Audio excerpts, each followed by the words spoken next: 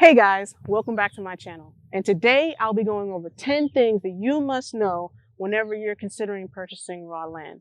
These are things that I've personally gone through and had to deal with. So they're just kind of tips and tricks to kind of guide you on the right path whenever you're considering looking.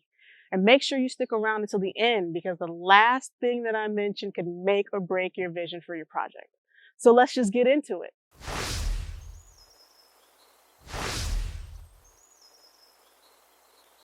Also, by no means is this financial advice or investment advice. So please, please, please make sure you do your due diligence whenever you're really looking and considering these things. Also, it'll be kind of dumb to listen to some random chick on YouTube, right? Right? So one thing to definitely think about, and I know this one seems very, very obvious, but location. Do you want to be near a major city? Do you want to be within that major city? Do you want to be an hour or two away from that major city? Do you want neighbors next to you? Do you not want to see another neighbor for 10 miles? Like, you have to really consider these things before you even begin your search, because that's really going to dictate a lot of the remaining things that you need to look out for. And then the second thing to consider is the size of the lot. I knew that I didn't want anything more than an acre, but I also knew that I wanted something a little bit bigger than 5,000 square feet, or 5,000 square feet or more. And the reason why 5,000 square feet was my bare minimum is because I knew that gave me enough breathing room for things such as easements, utilities, or any setbacks that the piece of land may have. And also, I knew that I didn't want to go over an acre because I knew that this was my first project. I didn't want too much acreage to maintain, and also that gave me enough room for later on development, whether or not I wanted to stick another structure on there later on. It gave me some flexibility. So those are the reasons why I personally decided on the size of the lot that I got. But it's definitely up to you, whatever you want to do. It all depends on what type of structure you want to put on there and what is allowed at the time. The third thing to consider when looking for a piece of land is whether or not it has an HOA or not. Now, I know this can be pretty controversial at times. Some people are kind of in the mindset where they don't want an HOA at all. It's kind of like a make or break situation for them. But for me personally, as long as the price of the HOA is a little smaller, I can kind of deal with it because then I know it's just basically for basic maintenance and it's not for, your blade of grass is 3/4 of an inch too high. You need to fix that or we're going to fine you. A lot of people try to stay away from it, but if you can, I would still recommend to try to stay away from it.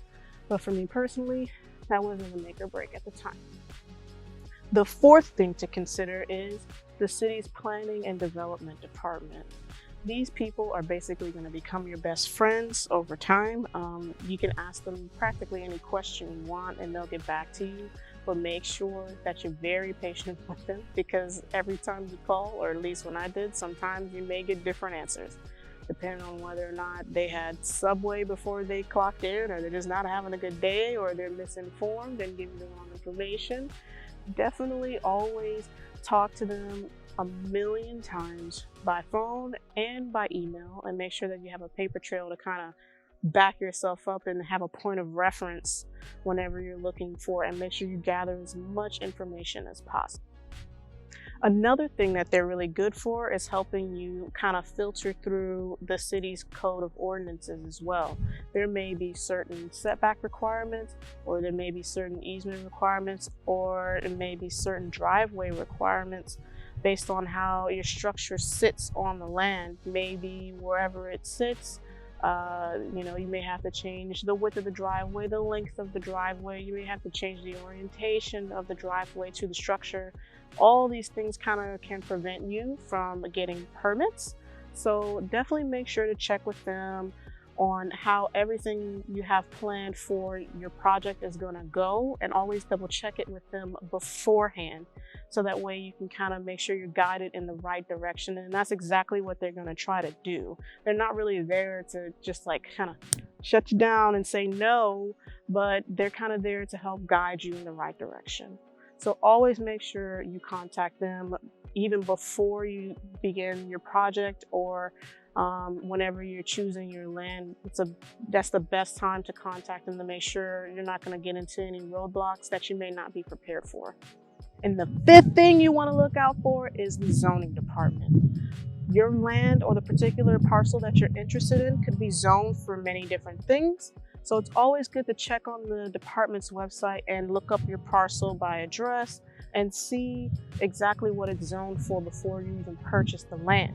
It could be zoned for residential, it could be strictly commercial use, it could be multifamily residential, it could be mixed use where, maybe you have some sort of commercial setup on bottom and maybe some condos and residential on top, residential dwellings on top, or so just double check and make sure you always check the website before you even purchase the land, because that can really kill your project. The last thing you want to do is buy a commercial parcel and then try to put a tiny home on it. So just make sure that you always double check.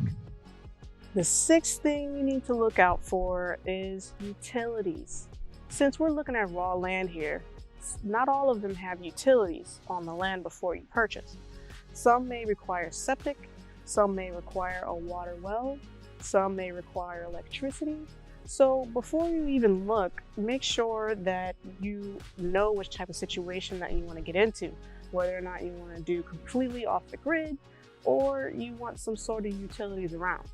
And keep in mind that there will be an additional cost to you if you have a raw land that has no utilities on it. It gets pretty costly. It can get in the 5-figure range just to install utility. So make sure that you account for that whenever you're budgeting your build. And also, I decided to not go off grid. I don't think I was really ready for that. So I found a parcel that had, electricity next to it. It also had water, and I knew that I'd have to install a septic. And that was something that I was okay with. And the seventh thing to look out for is flooding. So always go back and make sure that your property hasn't flooded or is not in a flood zone or floodplain. You can typically check this through the cities or counties, planning department or zoning departments websites. They typically have maybe the 20-year floodplain, the 50-year floodplain, the 100-year floodplain, depending on whether or not you're close to a body of water. A lot of people will look for land and say, oh my God, it has a beautiful river going through it. It has a beautiful lake, but they don't account for that takes away from buildability on your land, because now you have less space because more water occupies your lot. Number two is that you can only build up so close to that beautiful river or lake on your land. You can't get right up on it most of the time.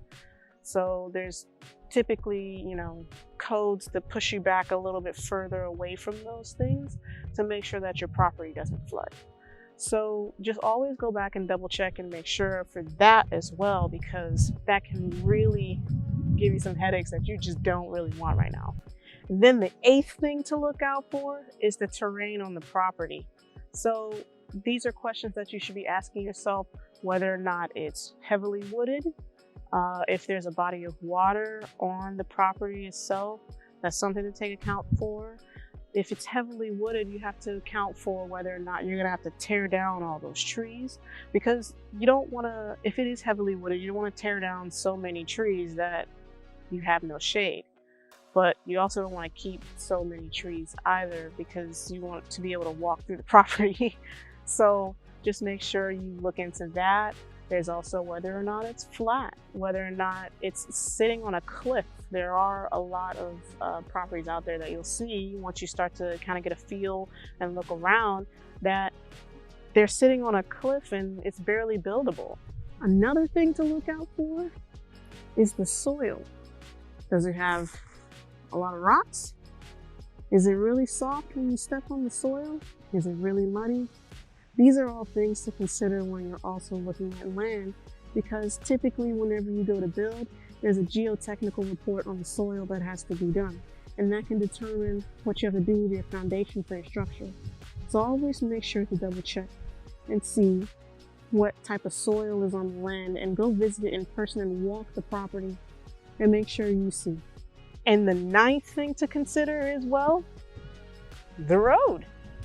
Is it a dirt road? Is it paved? Is it even accessible by road? Make sure you always check and go see the land first in person to see how you'll even access the lot to begin with.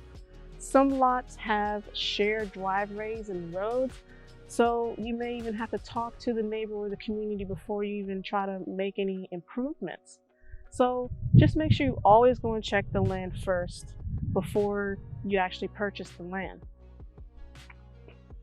So the last thing that you've been waiting so long to hear that you need to look out for, the thing that could make or break your project: deed restrictions. So the deed restrictions will dictate exactly what you can and cannot do with that land. Whether or not you're trying to get a lot of acreage and you want farm animals, it'll tell you whether or not you can have farm animals on there. It'll tell you what size structure you can put on there, whether short-term rentals are allowed or not allowed. It can tell you a lot of different things of what you can or cannot do with your land. So always make sure that you check the deed restrictions before purchasing the land, because that can make or break your project.